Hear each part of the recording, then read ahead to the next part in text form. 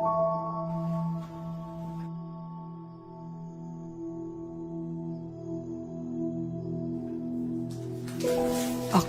ang pilit pinatatahimik, sinusupil, ginigipit. Ngunit bali-baliktarin man ako, palitan ng anyo, ibaon, itago. Hindi ako maglalaho. Hindi ako tatahimik.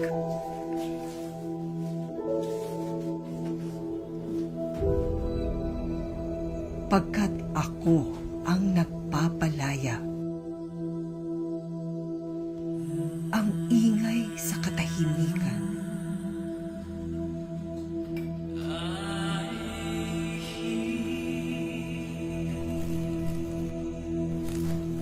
Ang liwanag sa kadiliman. Ako ang katotohanan.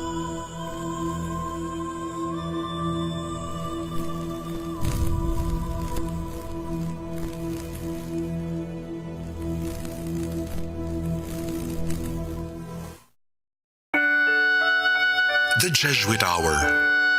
Get to know the Jesuits. Discover their spirituality, their history, their ministries. The Jesuit Hour. Anything Jesuit, everything Jesuit. The Jesuit Hour.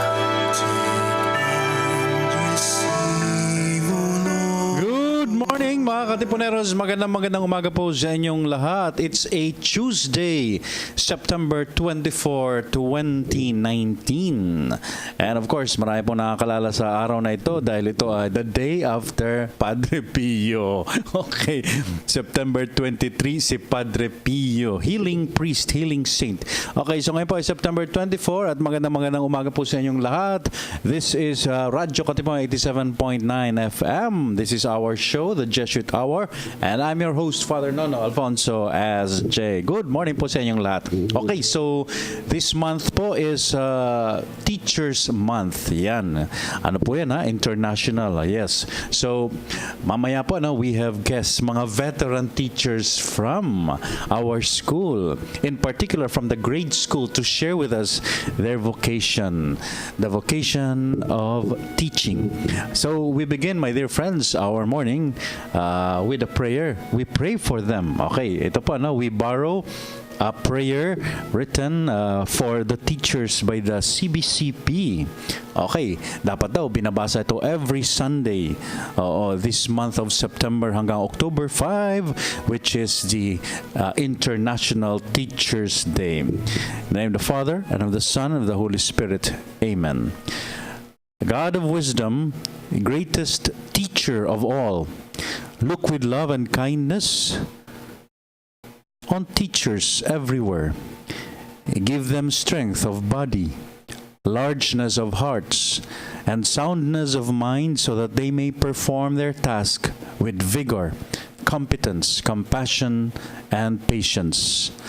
Help them to be committed to their mission, to shape the tender minds of the young in the knowledge of the truth, the love for your creation, and the value of peace in this world. We ask this through Christ our Lord. Amen. In the name of the Father, and the Son, and the Holy Spirit. Amen. So, yan po. National Prayer for Teachers, courtesy of the CBCP. Wow, Catholic Bishops Conference of the Philippines. Meron silang prayer for our teachers. So, yan po ang pag-usapan natin ngayon dito sa ating programa, Jesuit Hour. Mamaya lang po, papakilala namin ang aming mga guests. Sandali lang. The Jesuit Hour. Get to know the Jesuits. Discover their spirituality, their history, their ministries. The Jesuit Hour. Anything Jesuit, everything Jesuit. The Jesuit Hour.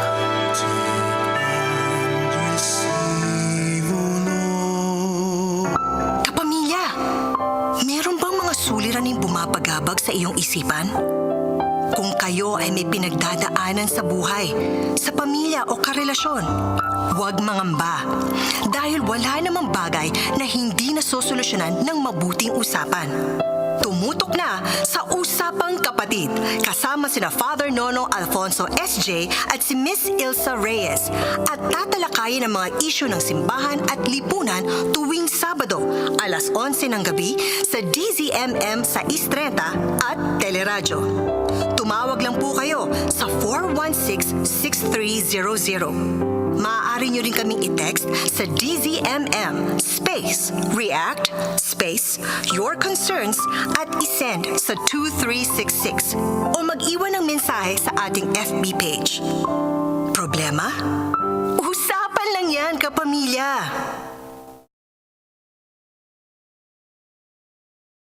To open our eyes and ears that we may see the face of Christ and hear His voice in our midst.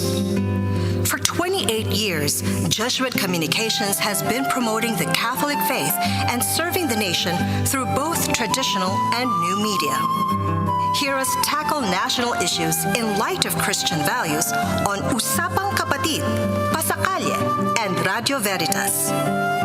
Watch our uplifting reflections on Kapet Pandasal and The Word Exposed, as well as our acclaimed TV specials. Listen to the inspiring and soothing music of Jesuit Music Ministry's original artists as you read our spiritually enriching books. To learn more about JustCom's mission of evangelization and education, follow us on YouTube, Facebook, and our website, justcom.ph.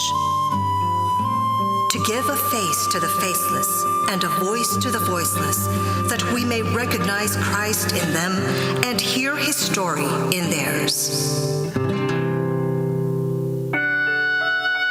The Jesuit Hour. Get to know the Jesuits. Discover their spirituality, their history, their ministries. The Jesuit Hour. Anything Jesuit, everything Jesuit. The Jesuit Hour. And we're back here at the Jesuit Hour sa Radyo Katipunan 87.9 FM. And magandang umaga po uli sa inyong lahat, mga Katipuneros, mga Atenista, everywhere you are. Batiin lang natin ang ating mga taga-subaybay mula pa sa US and Canada. Magandang umaga po sa inyong lahat. Okay, so ngayon nga po, pagdiriwang natin dito sa the Jesuit Hour, ang Teachers Month. Yes, the whole month of September till October 5 is recognized as Teachers Month. And dapat lamang po, no? Dahil ang mga guro natin ay mga dakila nating mga lingkod. Okay, so papakilala po natin mula sa grade school. They are both from the grade school to share with us their vocation of teaching. Mula po doon sa pinakadulo, teaching at the kindergarten. Audris A. Ferrer. Good morning. Good morning. Yeah. Pwede niyo pong ilapit yung silya niyo para hindi kayo mahirapan. Yes. Okay. And of course, si Ma'am naman po from teaching at the grade 4. Grade 4 students, Maria Esperanza Bengzon. Mother Chet na lang. Chet? Yes. Bakit? Paano nangyari yun? Chet? Habang story. Okay. So, wow. Baka po pwede nating simulan, no? Ilang taon na po kayo? Chet? Age in teaching. No. I mean teaching. Oo. Actually, maybe more than 30 years. Oh my Lord. But in Ateneo, this is my 22nd year. 22nd year. Pero 30 years na kayo nagtuturo. Yes. Oo. Wow. Ang dami nyo nang nakuhang mga Loyalty Service Award. Okay. Si Audris. Yes. This is my sorry for my very nasal and husky. Ang ganda nga eh. Bedroom voice. In terms of teaching po, I think this is my 12th year. 12th year. Tapos siguro po around 7, parang 7 years po in Ateneo. 7 years. So, that means before Ateneo, nagtuturo ka na rin. Yes, apa. Yung Audris pa, saan ang galing yung pangalan na yan? Kakaiba Audris. Merong Audrey, Opo. Hepburn. I think it was my mom who chose the name. Audris. It means noble. So, Why? Anong salita yun, yung Audris? hindi ko rin po alam, Father. Sorry po. Pero noble, okay. Yes. So siguro po, follow-up question, talaga bang pinili niyong magturo? Did you really, or di ba, katulad ng mga bukasyon, bigla lang dumarating, like ako, bukasyon sa pagpapare, di mo naman talaga pinipili. Is that also the case? For me, yes. Ever since I was young, I really wanted to work with children. That was one of the reasons why I chose to be a teacher. So in college, my course was child development and education. Oh, wow. Talagang destined ka na magturo. Si Audris. Ako po hindi. When I was in college, I took up BS Management. So after graduating, corporate work pa po ako. But then, when I started feeling burnt out at work, that's when I started thinking, what do I want to do? And then that's when I realized that I'm happier when I'm with children.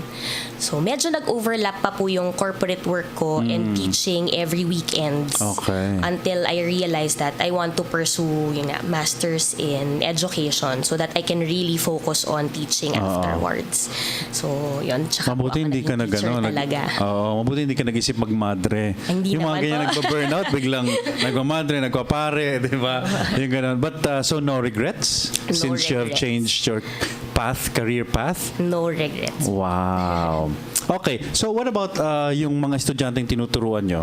Like for example, si ma'am, have you always, kasi pwede namang sabihin mo, gusto kong magturo, pwede high school, college, but grade school, you chose grade school. Yes, I really chose grade school. In fact, before, when I was younger, the better. I would have been in Talaga? had kinder Oo. opened when I was a little younger.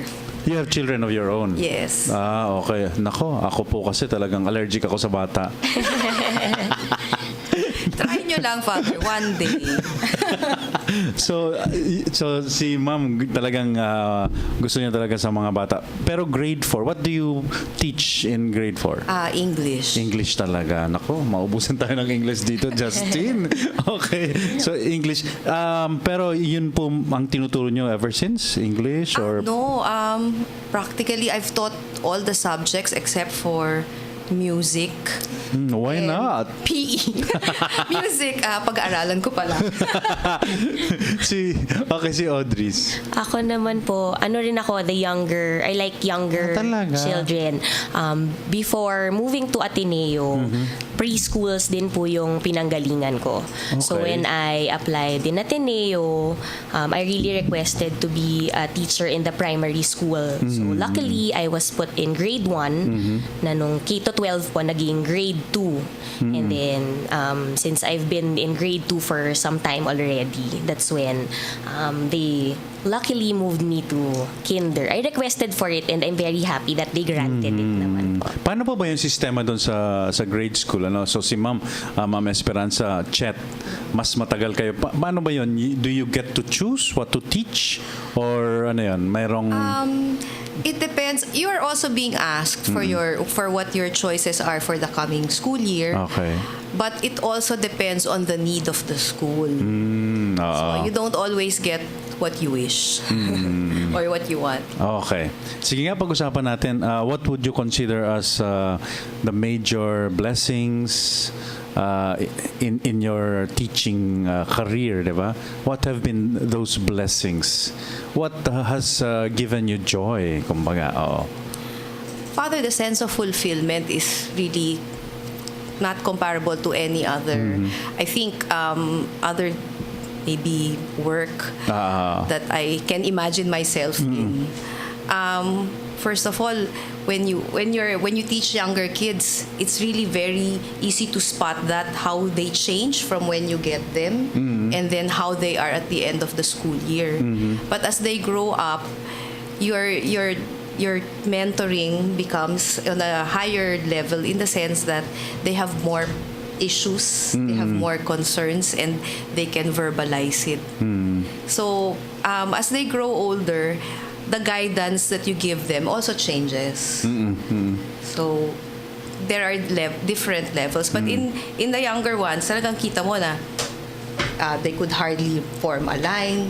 They could hardly use a pencil or write their name. And then at the end, you can see the physical development. So you draw a sense of fulfillment in seeing them grow up. Yes. Diba? Okay, what about you, Audrey?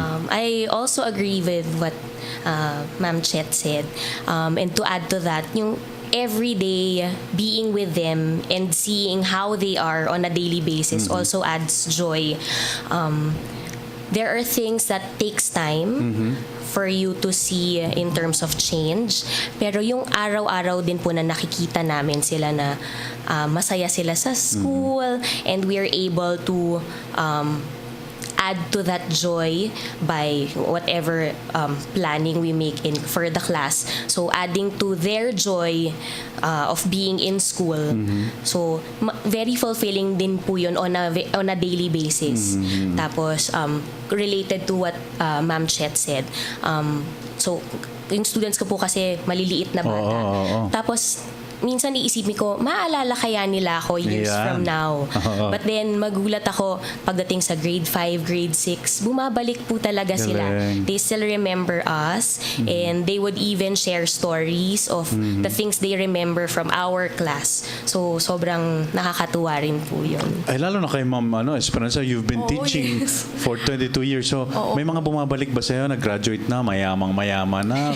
Diba? Hindi ko alam yung mayamang-mayaman. Pero, yeah, I've had a lot of them come and see me. It always feels, it gives me a lot of joy when they come back and visit, or when they see you outside and they go out of their way to greet you.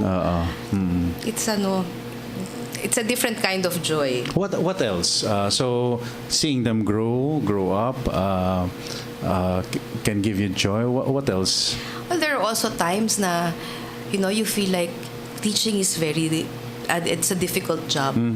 Some would even say, di ba, thankless kasi parang you just give and then it's very hard to see the return. Yes, immediately, di ba? Yes, it's not like that. So there are times na you feel like you ask yourself, why am I doing this? Why am I still here?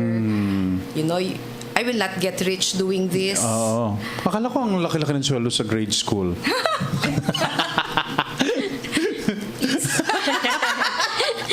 Okay. Joke lang pa. Anyway, pero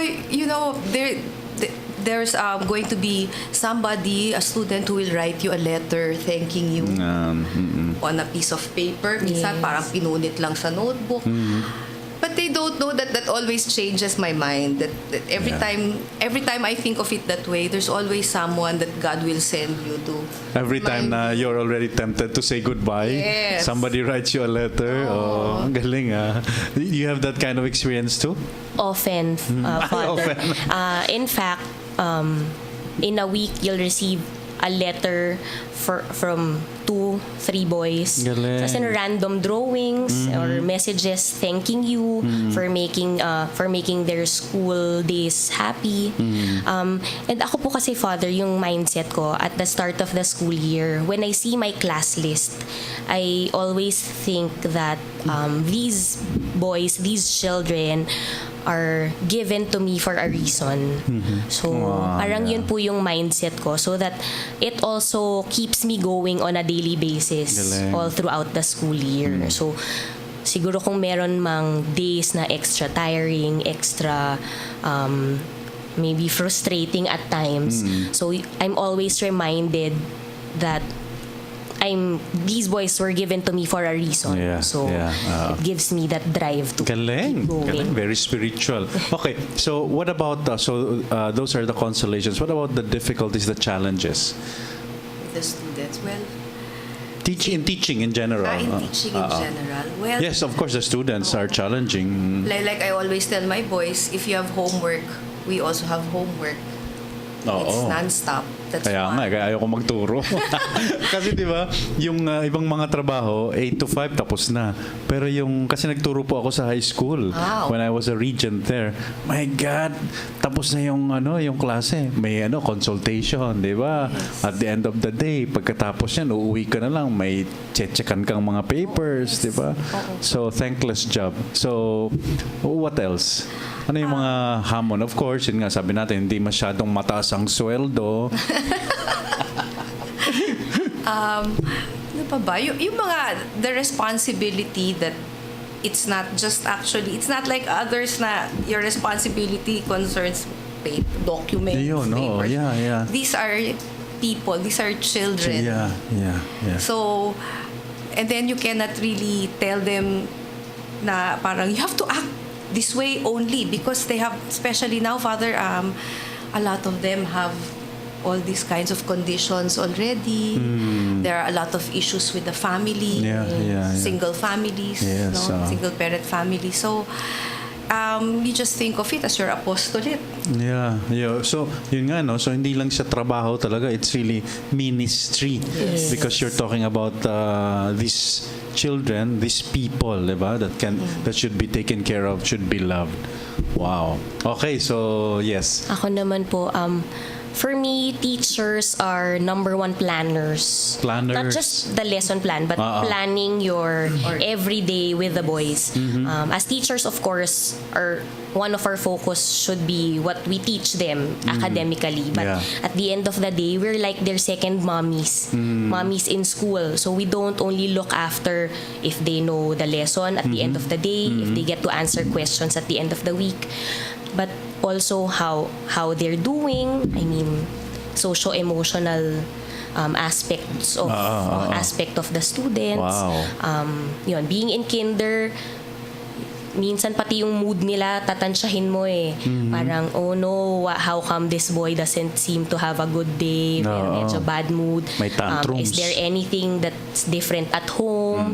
So, minsan po kahit yung mga non-teaching periods namin, we use them to write letters to the parents to update them what happened in school, or maybe to ask a few questions causing whatever's troubling their children in school. So, siguro po yun yung, kumbaga, maraming hats kasi yung teacher na kailangang isuot. Wow. So, minsan yun po yung medyo nakakapagod, pero parang sinabi nga rin po namin kayo na very fulfilling din talaga. Part of the territory, no? Their problems are our problems. Yes. Oh my. Oo nga, no? Okay, so what about the fact that they are what you call the so-called millennials? Di ba? Si Mama, no? You've been teaching, so... From the old millennial. ano raw tayo? Millennial, may linya. Hindi pa ano pa yun. Oo. Pero di ba yung iba na raw ngayon yung like the attention span of students, of children, from mas mahaba para yung attention span ng goldfish, which is 8 seconds, di ba? So shorter pang attention span ng mga kabataan. Oo. Yes, Father. So we also try to go to enter their world and find out what clicks. And we try to weave that into our lesson, how we present it. So multimedia. Kasi they're so technological, di ba? Oo. But sometimes not everything should always be using. You should not always be using multimedia. Yes. Because otherwise, they will never be exposed to traditional. They'll never appreciate a book. materials. Yes, a book. Oo. So we try to balance that. Pero so you were able to, kumbaga, you notice that na iba na yung mga kabataan ngayon Yes. because of Yes. Yeah. Even parenting style is different because their parents are also from a different generation. Iyon, oo. And that has a big impact on how these kids are raised and how they are now. Ikaw, Audris, how do you deal with the millennials? For younger boys, it's a given that they have really short attention span. Ganun ba? And we also accept that they're very much into gadgets, like that. So we Pero try... bawal sa loob ng classroom. Bawal po. Bawal yung personal use po nila ng cellphones and tablets. Yes, But we sometimes incorporate the use of tablets as long as it's appropriate for a given activity or lesson. But yun nga po, knowing that they do a lot of tablet use, cell phone use when they're at home. In kinder, we make it a point to provide more activities that will make them move, work with group mates, and manipulate real things instead of just watching from the screen or just using a tablet. So we also strike a balance so that whatever they need are covered. Hindi po yung kung ano lang yung nakasanayan nila. Okay. What about the parents? Kanina nabanggit ni Ma'am na parang iba yung mga conditions na pinanggagalingan nitong mga batang ito, ano? I'm intrigued. Di ba? So, what about the parents? Do you deal with the parents a lot? Yes, it's part of when you take care of these children. Of course, you need to know their background. Yes. And then we also need help from the parents. Kahit hindi kayo moderator, kasi ako naging moderator ako noon eh. So I had to face the parents. More if you're a moderator, but even if you're a subject teacher, especially when there are challenges in your subject, then you really have to call for the parents also. But we have to have a partnership between the parents and the teacher and school parent partnership, because we cannot be working on opposite sides of on extreme. So we have to help each other out. Pero you mentioned kanina na may mga single parents, di ba? Yes. How do you deal with that? Well, actually, we support the students in terms of their emotional needs, and then actually, when we say single parents, it doesn't mean na separated or brought up on their own. It's also because one parent is working abroad. Yun, OFW. Or sometimes both. So grandparents are raising them. Wow. So it's become more common, no, among our students. Wow. Si Audris, do you deal with parents also? Yes. O lalo na I ikaw, do. kindergarten. Opo. Actually, pag sa kinder, lalong mas excited po yung parents to be very involved with what's happening in school, which we appreciate because, yun nga po, we like when the parents willingly partner with us in looking after their children, even they're in school.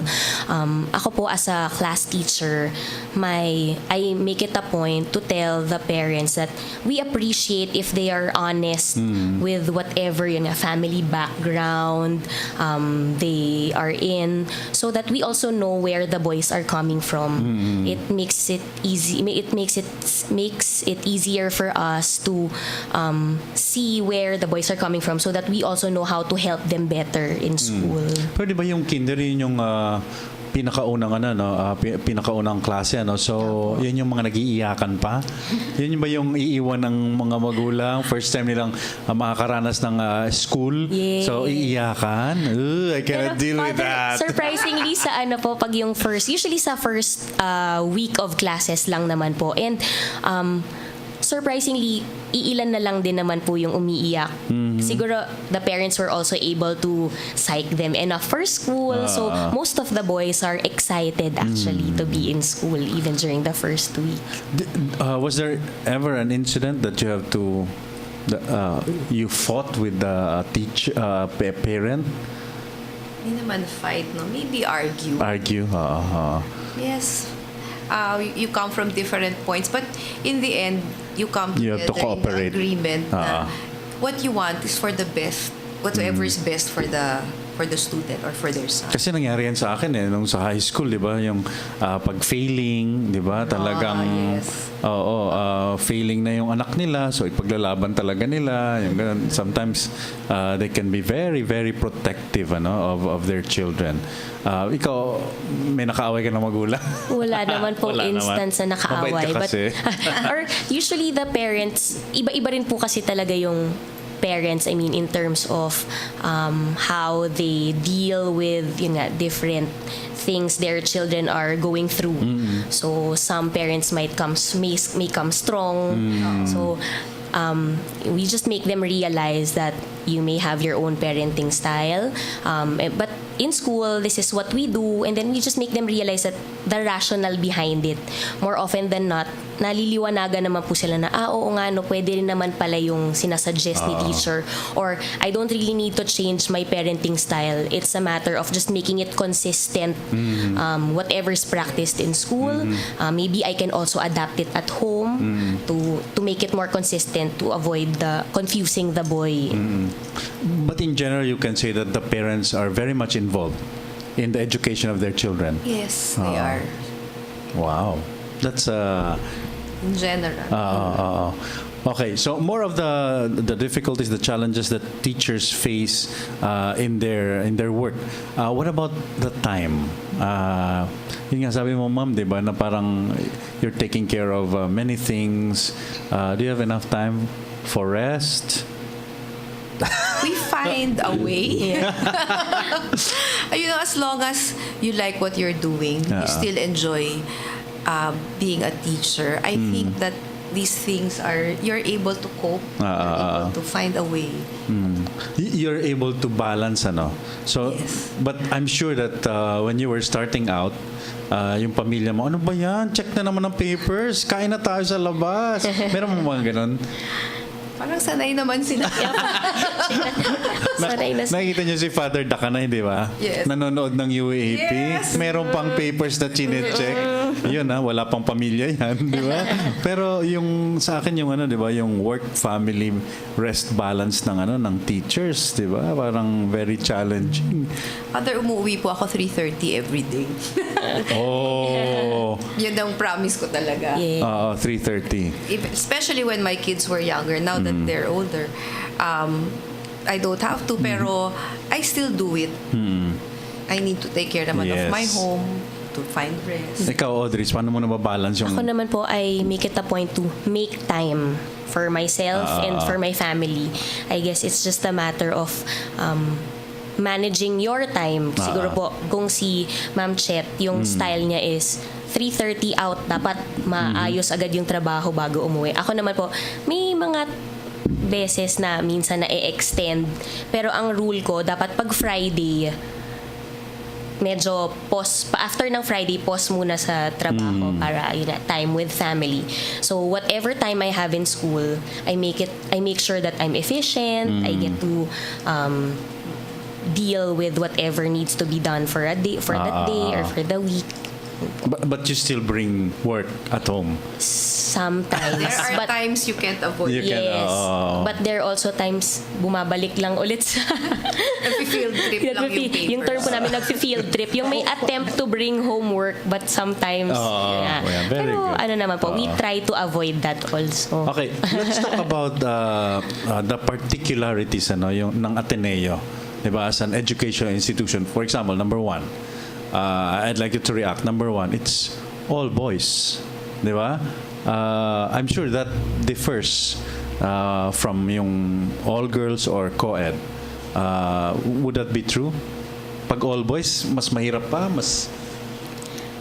Parang for younger children, hindi pa po masyadong ramdam yung difference, aside from the fact that boys are more active than girls. But yung age po kasi ng students na nahawakan ko, more on playing. So yung issues nila, yung issues at their age, medyo pare-pareho pa eh. Yung teacher, he's not sharing, she's not sharing. So medyo dahil egocentric pa sila, mas yun po yung concern Pero nila for nakapagturo ka dati ng may girls? Yes, pero preschool lang din Preschool po. din, Opo, not primary school or Si Ma'am higher Chet. grades. Ako kasi puro exclusive Boys, schools all for- boys. I tried na also all girls. I like all boys better. Why is that? Yun nga yung tanong ko. Bakit? I don't know. I find that boys are less complicated. It's what you see is what you get. And then ano lang naman sila just give them enough time for play. Kasi Mas physical, they're mas ano? physical. Pag pinagalitan mo, after a while, nakalimutan na. Hindi naman sila nagtatanim. Mas yung girls yung mas nagtatanim ng Mas emotional. Yes. Talaga? But you've never tried teaching all in an all-girls school? I did, Father. Talaga? So, you know what you speak of, ano? Di ba? Okay. For What- me, I like all boys. What about yung sinusubukan ngayon sa sa senior high, co-ed, 'di ba? Yung mixed. At that age, Kasi sa public school co-ed, 'di ba? I've read somewhere kasi na parang maybe it's better if you're going to make them co-ed, start a little bit younger. Kasi parang, I don't know, they'll get used to each other, being around each other. Oo. So, but I don't know the experience in senior Senior high. Ikaw walang experience. Wala Oo. po masyado pa. Okay. What about the Ateneo, of course, is a Catholic institution, a Catholic school. Ilan ba yung C's ninyo? 5 C's ba? 4 C's? Kasi sa mga probinsya, parang yung binibiro ko si, Father Joseph Howe? Father Jao, the president of Ateneo de Iloilo. Although, sila sa Ateneo de Iloilo, basic ed sila, 7 yata yung kanilang C's. Sabi ko, ano to? Patalbugan? Paramihan ng C? Ano ba yung mga C's ng Ateneo Grade School? Sige nga. Creation, di ba? Christ, creation. Oh, may creation? Di ba? Compassion. Compassion? Ay, teka. Nalilito na ako dun sa ibang sis. So, Christ-centered. Christ-centered. Christ-centered. Compassion. Meron bang competence? Yes. Ayan, ano pa ba? Ano ba bang wala? Hindi namin maalala. Hindi na maalala yung mga Baka C's. matanggal kami sa grade school. Father Salty, ano lang po? Sorry, Father. Stage fright lang Father, ito. ba't mo naman kami tinanong niya? Stage fright lang. Hindi lang. Pero my point is, di ba, it's a Catholic institution. So, aside from education or more than education, your concern is formation. Yes. Di ba? Is that true? True. So, how do you think yung Ateneo Grade School is forming what? Ano ba ang trust ng Ateneo is men and women for others, di ba? How are you reaching that goal? For them. Kasi Father, when you ang ano kasi kami cura personali, so the practice of cura personalis, you get to know them more. When you get to know the students more, you know how you are going to help them, how what they need, how you're going to form them. So for me, that's one of the things that helped me. This is when I talk about individual child, when you get to know each individual child. Kasi when you say formation, it's also hard to say na one style for all of them. So for me, in my class, I try to get to know each boy, and then I see the needs of each one, and then that's where I find out how I'm going to help them, or how I'm going to enhance or give more, help them get more of what they need. So talagang kumbaga customized. Kasi nga cura personal is a personal touch. Sa naman po, for the younger boys, we believe that yung formative years So, especially for kinder, we make sure that the boys realize that they're children of God, and that God provides them with everything that they need because God loves them. So, even the themes of our lessons revolve around that. So, we begin with the self, so that God gave them their body parts so that they can use them to do loving actions towards others. And then in the next following quarters, that's when they explore the family. So God gave them their family to take care of them. And then later on, the community. So who are the other community helpers who make sure that you're safe and that you're who can help you especially when you're in school. And then we make the boys realize that God has given you all these. So, in return, what can you do to show that you appreciate everything, all these gifts that God has given you? So, talagang very conscious na tinuturo niyo mga Christian values. Yes. Maraming mga formation program sa sa grade school, like nakita ko diyan yung father and son, 'di ba? Yung mga overnight, 'di ba? Yes. Sleepover. Tapos meron din yung kite flying ba yan? Grade 4. Oo. It's like a family day, but the theme is kite flying. Flying kites. So, culture. Tapos, meron na bang sa grade school ba? Meron na kaagad mga recollections, retreats? Yes. For grade 6, I think, I'm not sure kung grade 5 din. Grade 5 might also have 5 and 6 recollections. Okay. And the masses are regular, Yes. di ba? So talagang that's how you form them into good Catholics, Yes. di ba? Even for younger boys, Father, even the boys who haven't had First Holy Communion yet, we have celebration of the Word every quarter. It's a paraliturgy wherein the boys also get to gather and have a parang short mass so that they also celebrate together as a batch or as a grade level. Wow. What about the teachers? You have a sense of community, di ba? How is the community in the Ateneo Grade School? That's our pride because we have Talaga? a very strong community in the grade school. So, we have AFSA, we have our own association, yung AFSAG, so we help each other out as teachers, pero organized through the AFSAGs. And then we also have for spiritual formation, we have the prayer sessions, we have yearly retreats. What else ba? On a daily basis, on our lesson plans, we also have a space there where we can write our reflections. Reflections given a lesson. It can be about the lesson, maybe how your students reacted to it, or any thoughts, whether it's spiritual or your own personal reflection on the lesson or what happened within that day. Mga ilan na that's bang also part. teachers ngayon sa Ateneo Grade School? 200. Wow, ang laki. 200 plus. And of course, may admin pa and staff, ano? Yes. Wow.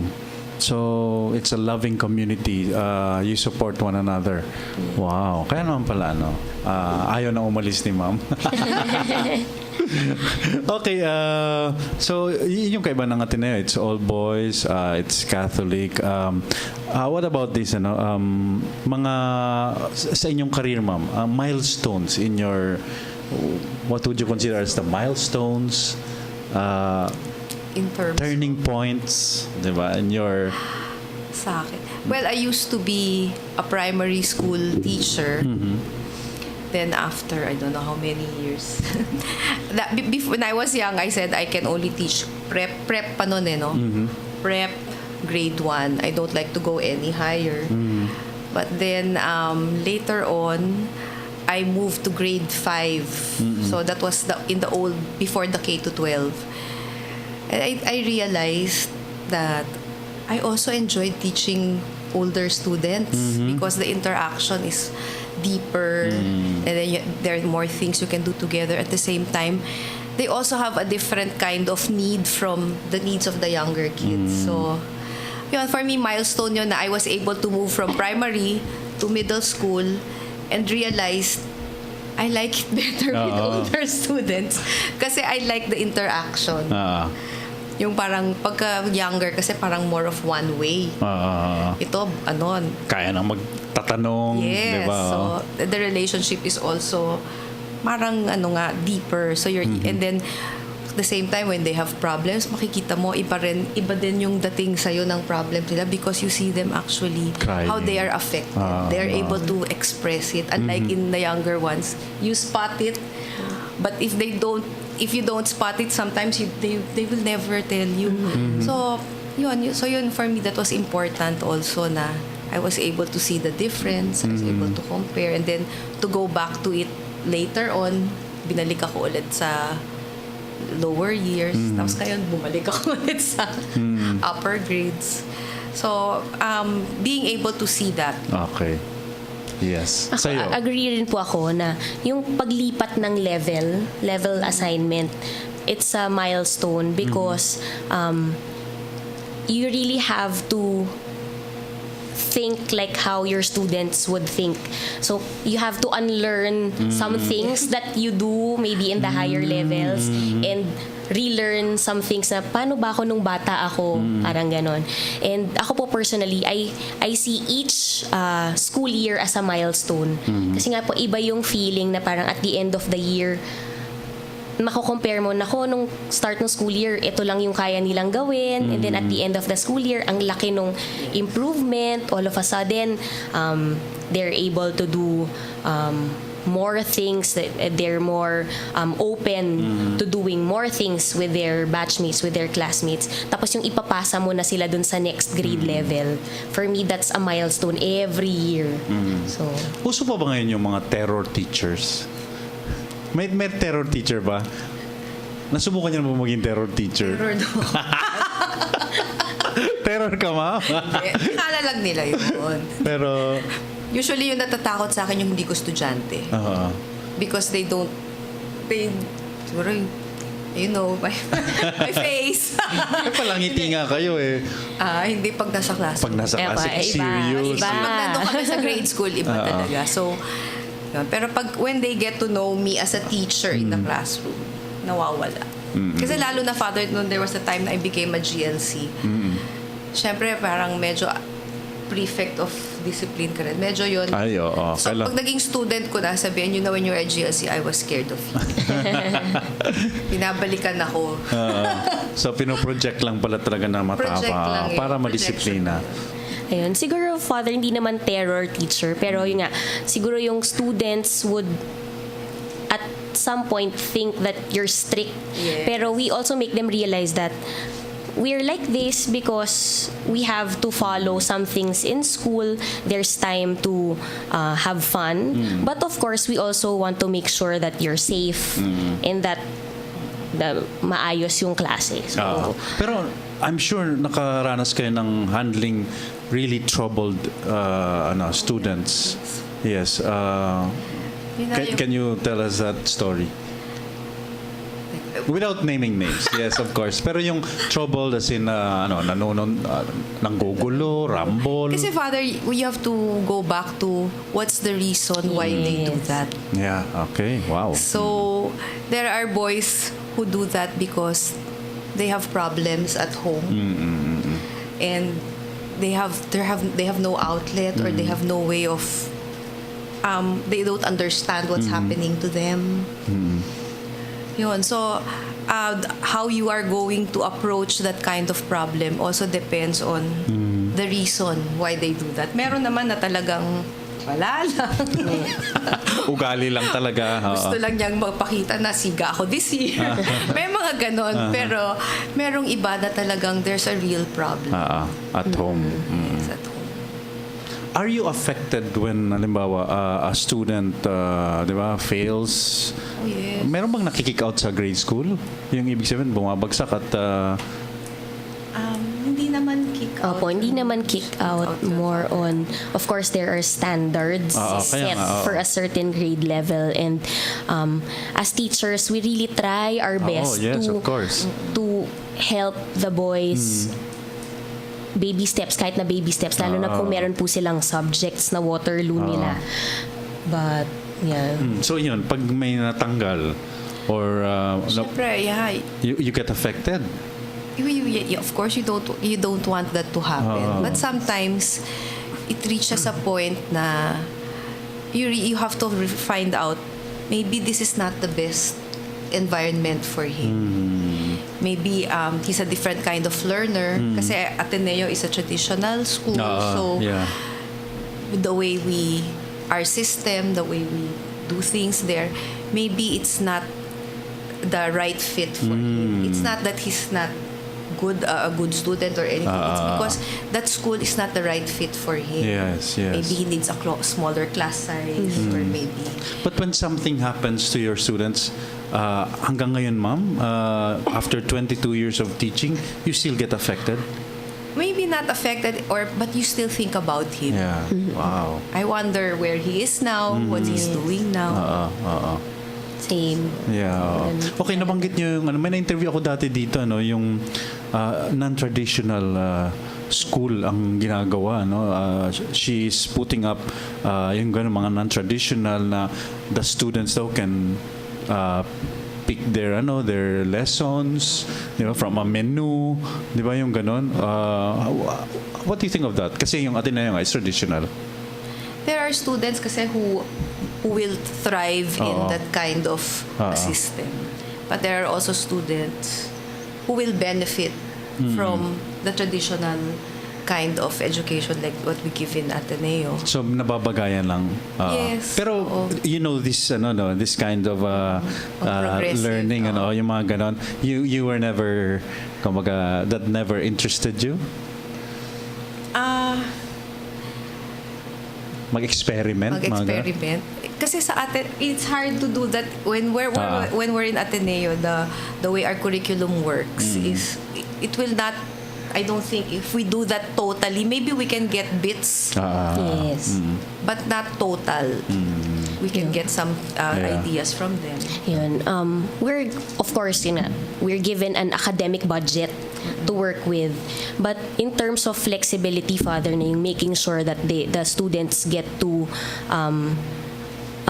somehow pick, parang as teachers, we make sure that we know where the students are coming from or what their interests are. And then that's where we start in terms of designing our lesson plans to make the lesson interesting for them.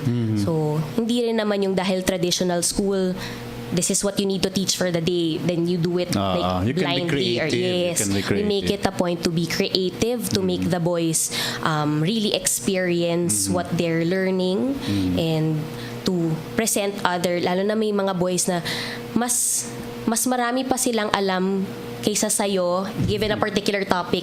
So, we also thrive on whatever they ask. So, sige, pag ngayon hindi pa nasagot ni teacher, let's talk about it tomorrow. So, medyo pwedeng lumawak pa yung lesson, yung pinag-uusapan sa klase. Merong isang teacher sa Xavier School. Meron daw nagtanong sa kanya na, Sir, why should I go to school every day? I can just Google everything. Di ba? Sabi pa raw nung estudyante, ang sarap upakan yung estudyante, no? Kasi sabi ng estudyante, surely you do not suppose that you are brighter than Google. How would you respond to that, ma'am? Kung yung estudyante niyo ang nagsabi niya na, why should I attend this school? I can just Google everything. You will not learn anything except what Google tells you. You will not find out what the other kids think about it. Not everything on Google is exactly correct. You have to verify it first. Yes. Siguro for the younger children, parang you'll miss out the fun of playing with other children and learning from each other. So, just reading everything from Google. Yes. At some point. Yung sagot nitong Xavier teacher, na raw siya, nagulantang siya. Sabi niya, can I answer that tomorrow?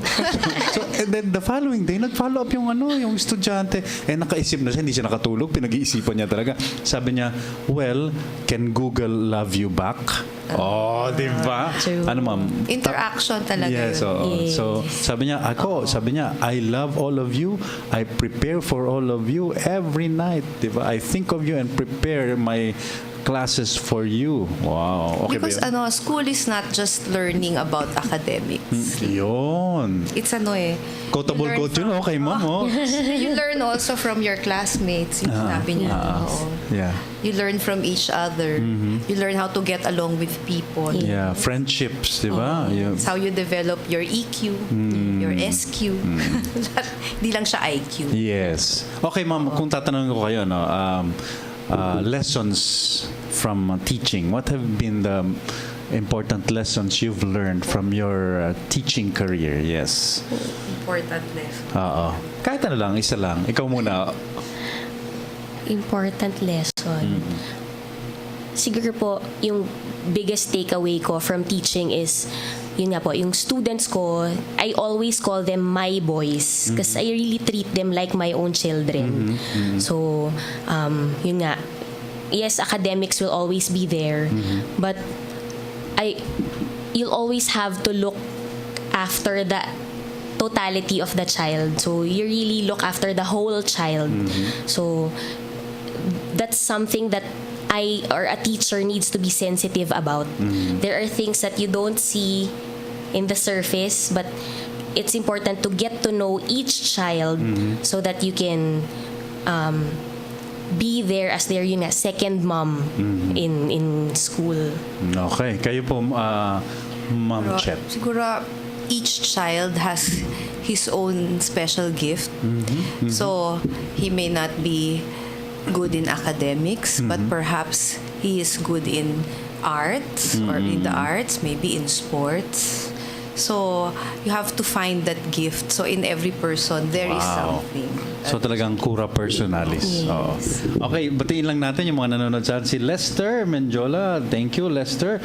Si Noel Ferrer, Kuya Noel, good morning. Si Jenny Chua, good morning.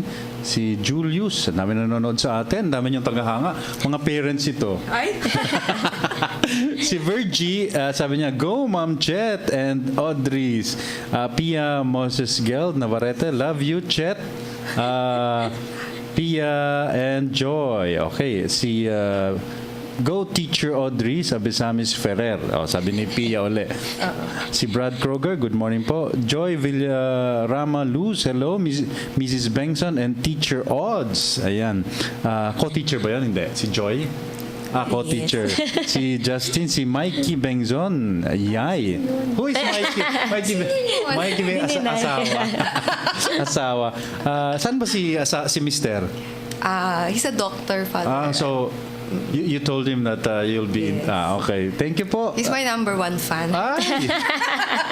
Okay. Si Leticia Perez, how do you support children coming from single-parent homes? Salamat po. Ayun, my question. How do you support children coming from single-parent homes? Well, it depends also on what the need is. Sometimes there are children from single-parent homes who are very balanced. So, hindi naman lahat sa kanila ay may problema just because they come from a single-parent home. It also depends on how the parents have worked out the relationship outside.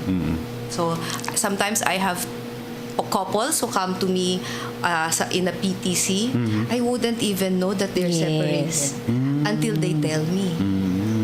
Because they have worked it out so well. And a lot of kids now are able to live a balanced life if the family, the parents are able to have a good relationship. From my experience naman po, the students who come out okay given the whatever background of their family is, ganun sila because their family has been honest to them. Mas yun nga, dahil tanggap nila kung ganito yung pamilya natin, so as long as their need to be loved is answered, so that child turns out so communication is key. Yes. Okay. Jeter Sablan, hello Father Nono and the two teachers. Si Liz Villanueva Bengzon, hello Ma'am Chet. Sino naman yung anak niyo? Sister-in-law. Sister-in-law. Si Liz Villanueva. Did you know? I did. Maybe my husband. Ang daming puso Ang dami niyang pusong. Si Renato Verhel de Dios, love you Ma'am Chet. Sino naman yun? Dami yung tagahanga. My brother. Family. Okay. Gilbert, si Father Nono Labasada. Hello, Chet. And Audris. Okay. Si Father Nono, ilang taon siyang naging Maybe sa 3 grade or school? 4 years. 3 or 4 years. So, sabi namin, minsan nalilito yung tao, nono ko rin, nono rin siya. Sabi ko, ako yung nonong maitim, siya yung nonong maputi. Kathy Cardoz, good morning. Magandang umaga po. Si Ernestine Tamana, Jessie Lacunya. Hello po, Miss Audrey. Sino naman yun? Ano po, a graduate of the Ateneo College. He used to be my practicumer. So he was taking up education units in college. And he's a swimmer. He's an Olympian na athlete po natin nung college days. So naalala ka niya. So sana maging teacher din siya. Sana na-inspire siya. Si Tina Soberano, sabi niya, ganda ng topic today. Domingue Verhel de Dios, listening closely from Los Angeles. Sister-in-law. Sister-in-law mo. Yes, thank you. Oo, I have a big family. Oh, actually marami ring nanonood talaga sa atin sa USA.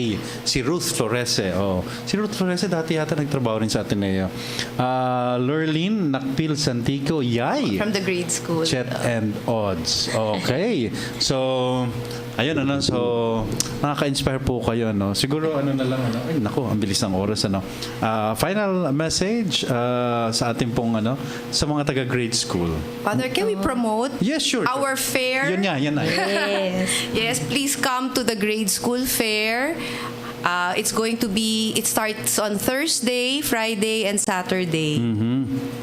Yan. So, a lot of fun activities are, they can enjoy a lot of fun activities during the fiesta. Like what? Ano yung mga may, ano, no? May Ferris wheel? May mga rides. Oo, rides. May mga games in one part of the grade school. Of course, the salo-salo. Yes. You're all invited, Father. Ano, come to libre? the grade Yes. school. Libre ba yun? It's open to the community. So you just come and join us. Oh, grabe, 3 Any days. of the classes. 3 days na fiesta? Wow. So Oo. Thursday, salo-salo is kinder. Okay. And then Friday, grades 1 and 2, 3 and 4. Okay. And then Saturday, grade 1 AM and then 5 and 6. So hanggang Sabado. Wow. So magtatrabaho kayo hanggang Sabado. Opo. Meron ba mga booths na manned by students? Hindi naman. Some grade 6 classes man certain booths. Meron ba silang mga presentations, sasayaw, There's kakanta? singgaling.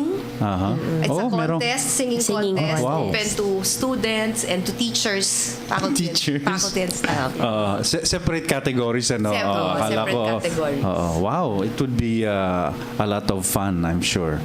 Okay, so thank you so much po. Thank you, Father, for having us. Ang dami nating naabot ngayon, ang dami nanood. Thank you so much, and we will be praying for your ministry, your vocation as teachers. Thank you so much. Thank you, Father. Yes, okay, so hanggang dyan na lamang po ang ating oras, ang ating programa. Maraming salamat po kina Ma'am Esperanza Bengzon and Ma'am Audris Ferrer ng Ateneo Grade School. Please pray for them and please pray for the students that they serve. Maraming salamat po. And of course, the community of teachers, admin and staff sa Ateneo Grade School. And of course, Father Salty, their headmaster. Maraming salamat po. Hanggang bukas, ito po ang The Jesuit Hour and I'm your host, Father Nono Alfonso S.J. Magandang umaga po. The Jesuit Hour. Get to know the Jesuits.